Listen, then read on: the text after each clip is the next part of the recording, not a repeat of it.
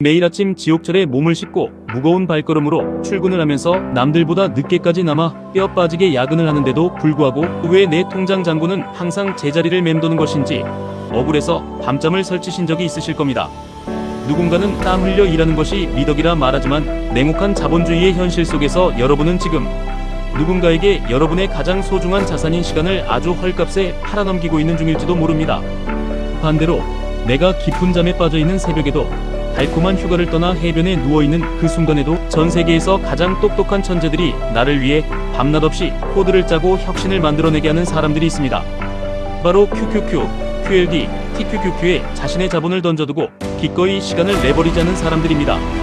오늘 우리는 여러분이 왜 당장 그 지긋지긋한 시간을 파는 짓을 멈춰야만 하는지, 그리고 이 세 가지 티커를 통해 어떻게 세상에서 가장 강력하고 폭발적인 부의 무기를 손에 쥐어야 하는지 그 명확하고 뼈 때리는 해답을 마주하게 될 것입니다.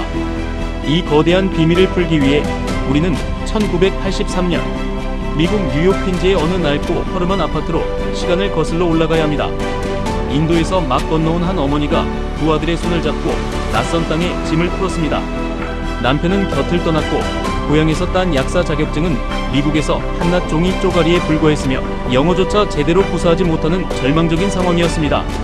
어머니는 당장 아이들을 먹여 살리기 위해 낮에는 남의 사무실과 화장실 바닥을 갈라진 손으로 닦았고 밤에는 더 나은 직장을 구해보겠다며 피곤한 몸을 이끌고 야간 학교에 다녔습니다.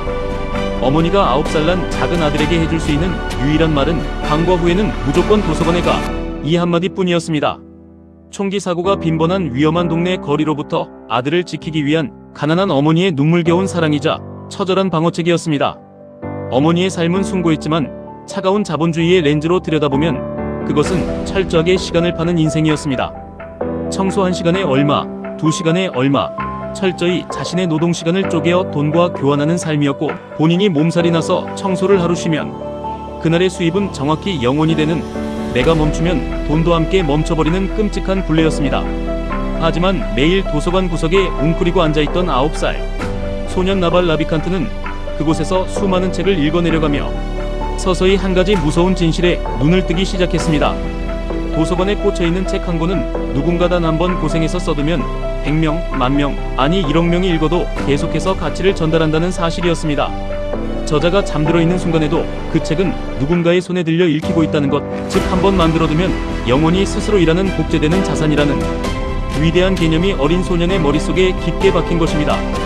소년은 훗날 미국 최고의 명문고와 다트머스 대학을 거쳐 실리콘밸리로 향했습니다.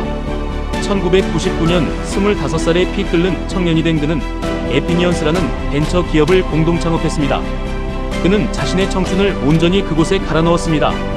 주말은 사치였고 매일 새벽 2시까지 모니터 앞에서 눈을 비비며 코드를 짰습니다. 마침내 2004년 회사가 1조 원에 가까운 엄청난 가치로 상장되던 그날, 그는 드디어 자신이 백만장자가 되었다고 굳게 믿었습니다. 하지만 정산서를 받아든 그의 눈앞에 찍힌 숫자는 충격적이게도 0원이었습니다. 거액을 투자했던 벤처 캐피털들이 자신들의 우선주를 먼저 챙기고 창업자들의 보통주 가치를 휴지 조각으로 만들어버리는 냉혹한 금융기법에 당하고 만 것입니다. 수년간 잠을 줄여가며 바쳤던 그의 새벽, 그의 젊음, 그의 모든 시간들이 단 한순간에 잿더미가 되어버렸습니다.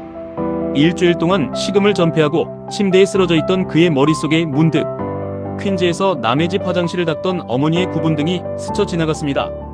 회사를 차렸다고 우쭐댔지만 결국 지분을 빼앗긴 채 일했다는 것은 나 역시 어머니와 똑같이 회사라는 거대한 시스템에 내 소중한 시간을 헐값에 팔고 있었을 뿐이라는 뼈아픈 깨달음이었습니다.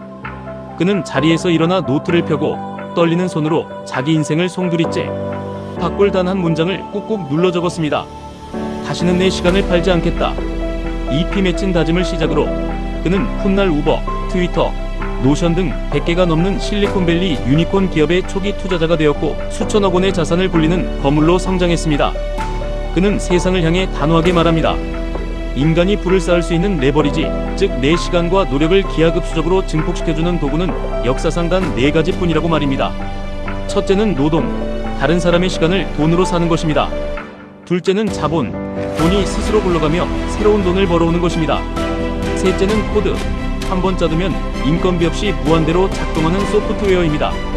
넷째는 콘텐츠, 한 번 세상에 내놓으면 잠든 사이에도 무한 복제되어 퍼져나가는 미디어입니다.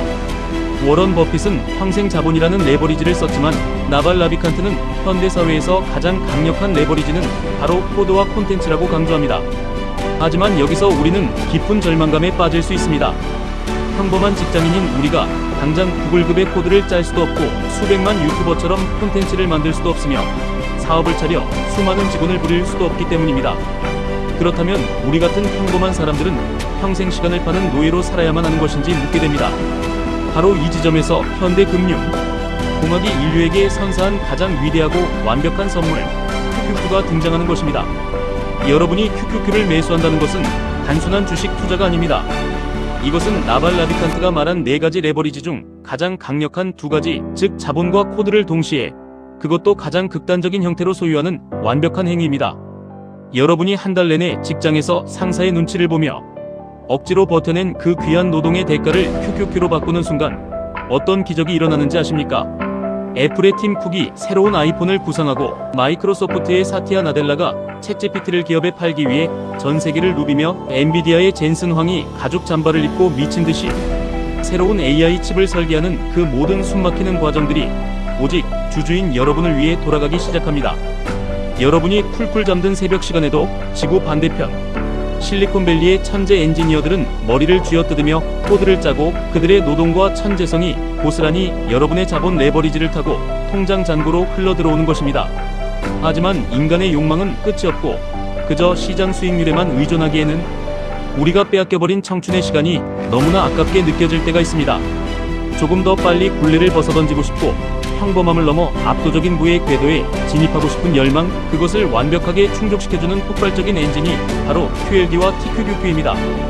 QLD는 나스닥 100 지수의 1일 수익률을 2배로 추종하고 TQQQ는 무려 3배로 추종하는 파괴적인 괴물들입니다. 세상의 수많은 전문가라는 사람들은 거품을 물고 경고합니다. 3배 레버리지는 악마의 도구다.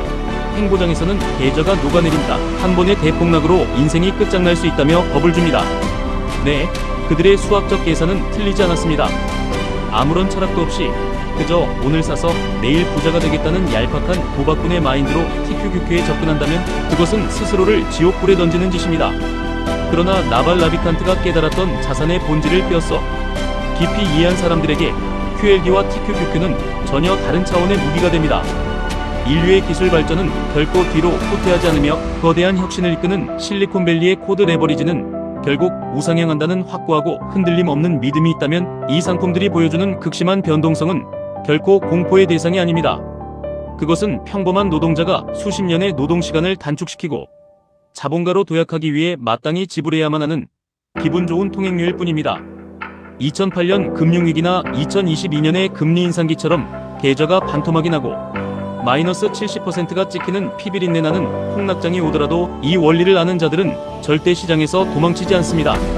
오히려 모두가 공포의 진료 주식을 집어던질 때 내 시간을 대신해서 영원히 일해줄 이 강력한 노예들을 헐값에 쓸어 담을 수 있는 일생일대의 기회라며 미친듯이 수량을 늘려갈 뿐입니다.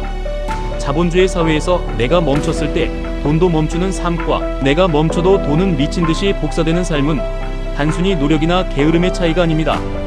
그것은 복제되는 자산의 개념을 아느냐 모르느냐, 그리고 그 자산을 실제로 내 것으로 소유할 배짱이 있느냐 없느냐의 뼈아픈 차이입니다.